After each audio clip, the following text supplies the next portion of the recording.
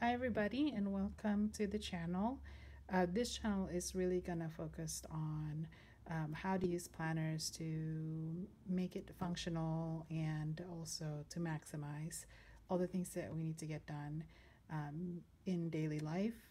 My name is Dee and I have been using analog planners is what I call them since as long as I can remember. I have always liked the feel of paper and to be able to carry everything in a notebook with me, and have never really transitioned to the electronic calendars and electronic planners. It just doesn't work as well for me. And a little bit of the things that I have to plan for, I have a very busy life.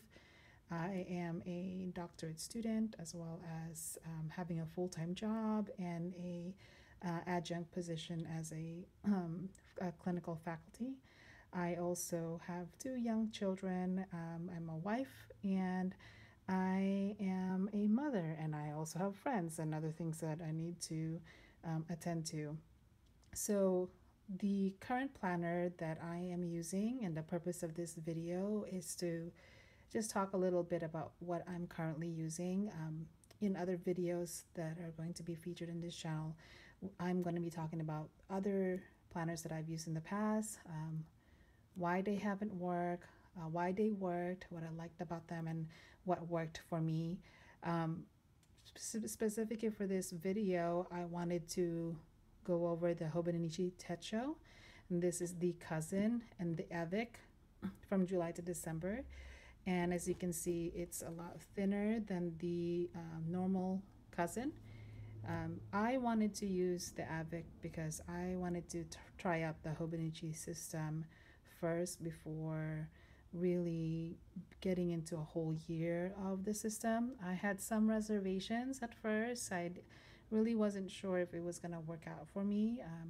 So I think a good way for those who are sort of on the fence about whether the Hobonichi is the right planner for you is to do the Avec and try it out for 6 months, which is what I'm doing. And so let's just get right into it. So as you can see, I don't really have any covers on my cousin. Part of the reason for that is because I wasn't really sure if I was going to stay with this for more than 6 months, and I didn't want to spend a lot of money on the covers. I really like the clear covers. This is actually the Midori. I believe it's the A5 clear cover, and it fits the Hobonichi really well, and I'm told that this also fits the regular cousin, the whole year cousin. A little bit snug probably because it's already, as you can see, it fits pretty good. It's pretty snug in here too. But I like the clear covers. I love the look of the Hobonichi book by itself. I didn't really feel the need to buy a cover to cover this up. I really like the way it looks. I have, as you can see on the side, I have these, they're called page tabs, and they're actually made out of leather. So they have different names in them. They're basically labels for the months. You can't see this very well, but this says weekly, this one's daily, things to buy, or as I call it, my wish list, and then just celebrations that I have to remember. They come in, let me get my lid tab. They come in different colors. You can get them from Amazon, and they are really useful and they stick really well, which is what I really like the most about these. So this is what they come in. They're made out of leather. They come with different tabs here. I have January and December left. I've used a lot of these, not here in this planner, in my bullet journal, which I used before the Hobonichi. And it even has little smiley faces and whatnot. So yeah, it's really great, and you can buy them from Amazon, and they have different colors as well.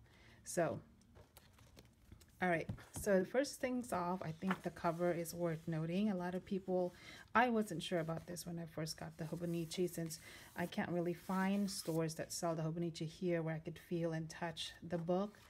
but the cover is actually pretty thick. So if you could see right here, it has really no problem being inserted into a clear plastic because it holds itself pretty well. The binding is really nice and really well bounded. The quality is really good. So I found that the cover was really nice. So when you flip through the Hobonichi, you'll kind of see, as you can see, this is all in Japanese. The only Hobonichi planner that is in English is the small, the Tetra, the original, and that has it in English. As far as I know, Hobonichi has no plans on converting the cousin to an English version. So everything on here, as you can see, is in Japanese. But you know, I don't think it's very difficult to figure out what dates and what, because it's pretty intuitive. And then when you flip the next page, it has sort of all of the months. This is because this is the cousin Avec. It only goes from July to December. And you can kind of, you know, do what you want with this one. I chose to just note down the dates that are important for my family. So birthdays, anniversaries.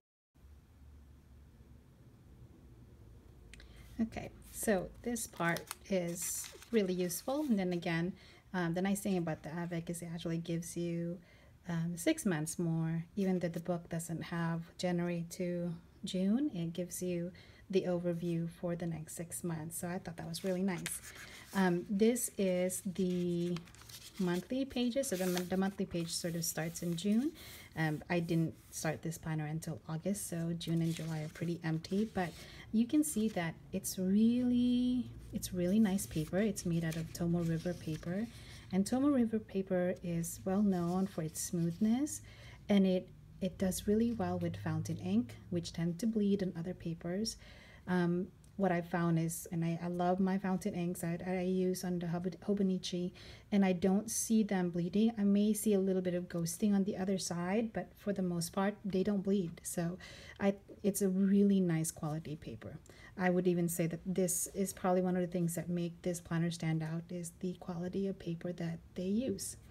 I like the boxes here. They are huge. These boxes measure pretty large, and you can really put a lot of stuff in there. So I've never had any issues with trying to fit all of the things that I need to get done that has a deadline into my monthly pages. So as you can see, this is my first month. I try not to put a lot of things on the monthly that I can put in the weekly. So the monthly really is dedicated to things that have a deadline every month that are very important. So bills, payday, of course, deadlines for school, deadlines for my classes that I'm teaching, and then birthdays and appointments for my kids. So things that I know I have to remember, they go on the monthly pages. And as you can see, I like to keep a pretty bare monthly page. I don't like to put too much stuff in there, and when it comes to decoration, I like to keep it a little bit minimal, because I find that this just helps me clear my head. So when I look back into my month to see what's going to happen for the whole entire month, I don't feel so overwhelmed. I think that helps. But so we are at September, and then October is starting soon. And then once you get through the months all go next to each other, which is different from a lot of the American planners. They tend to have the month and then the weeks and then the dailies right after that. But I find that most planners nowadays sort of lump all the months together, and then all the weeklies and then the dailies. But that's the same for the Hobonichi. So now we get to the weekly part, this is the weekly spread. This is one of the reasons why I decided to try out the Hobonichi. I have a lot of things that happen during the week that I really don't need to put in the month, because these are things that kind of come up, or I just have to remember certain to-do lists that fall within the days of the week. And I really, really liked this layout. I thought it was really clean, it was really simple, and it was really open to however you want to use it. One of the things that I really loved about bullet journaling was that I had so much freedom to make the weeks the way I wanted it to. And the Hobonichi gives you that similar type of freedom, but with a little bit more structure. So you don't have to worry so much about, you know, drawing in the lines like you would in the bullet journal. It already has them in there, but you can still, you know, make this the way that you need to make it that would fit your life and however you want to structure your weeks. But all of the numbers on the side of each day go from 5 to 4 in the morning, which is, you know, a full 24 hours, which is nice. It gives you a lot of space. It's pretty, you know, thick, the columns, and then it gives you some space on the side to do whatever you want to do, and then it gives you an overview of where that week sits within that month. So really nice. I really like the way that the weeks are set up. But in the beginning of my planner, when I was first starting to use the Hobonichi, I was sort of trying to figure out what are my priorities? And I've really stuck with this for the most part for most of my weeks. I really wanted to make sure that things that were related to my kids and my family are noted for every single day. And then things related to work and school is there, and then also things that are related to myself and to my own, you know, sort of sanity are also included. And this really hasn't changed, and maybe the priorities and the ordering has changed a little bit, but not by much. And I use this section right here mostly for to-do lists, things that are not necessarily tied to a time within that day, but have to get done during that day. The top part, this is the part where initially I decided to do a spend tracker because I wanted to sort of keep track of my spending. But I find that having a book like this big, it's really difficult to do your spend tracking because you'll have to carry this everywhere and you really can't remember all the specific things that you spend on. The left side has also changed a little bit as the weeks have gone on, and depending on my mood for that week. You know, this is sort of like priorities that are not tied to a day, other priorities that are not tied to the day, and then the actual day where I'm out of the house and then I'm back in the house, I mark that off. And I also mark out things like work, class, those sorts of things.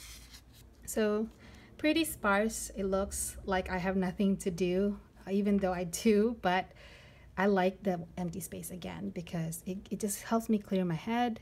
I'm not so bombarded with too much information. All of the important things are where they need to be. So I pretty much have stayed with the same layout throughout the whole time that I've been using the Hobonichi. It's worked out really well for me and my family, and kind of keep my head in the game of keeping track of everything without being too overwhelming. Some weeks are okay, some weeks are, as you can see, pretty crazy. I think I'll do a more specific video on how to do the weeks and how to be more effective. These things that I've learned, because I think it's a little bit too much to include that in this video. But then the next part is the daily planner part of the Hobonichi, which is one page dedicated to every single day of the year. This was the part of the Hobonichi that I was really skeptical of whether or not I was going to find this useful. I am not a daily journaler, even though I want to be. I just don't have the time to do that. And as you can see, there's a lot of empty pages because I missed June and July. And I don't really like that. I know a lot of people have used this for things like that you would normally put in a bullet journal, like your categories and things like that. But I just felt like even if I did that, there would still be so much empty space. But anyways, I started in August. I started to sort of do the dailies with just certain notes that I did. And I was doing pretty good for a while, pretty consistent. I did a little bit of a semi-paragraph for a journal entry. That's all I could do. And then I kind of started dropping off. Like it just started to become very sparse.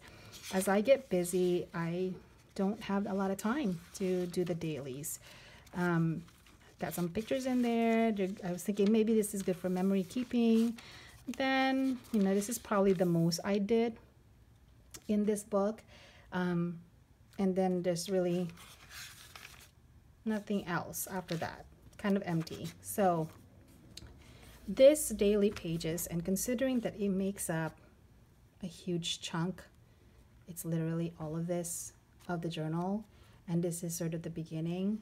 This is sort of the part of the Hobonichi that has really made me decide. So this part of the Hobonichi, the daily pages, is really the part where which made me decide that this system is not the right system for me, because I really don't want to waste all of these pages. I really wanted to maximize all of the pages that I have, and even if I use it for categories for like a bullet category, it's just not going to, it's just so much that it's not going to get filled either way.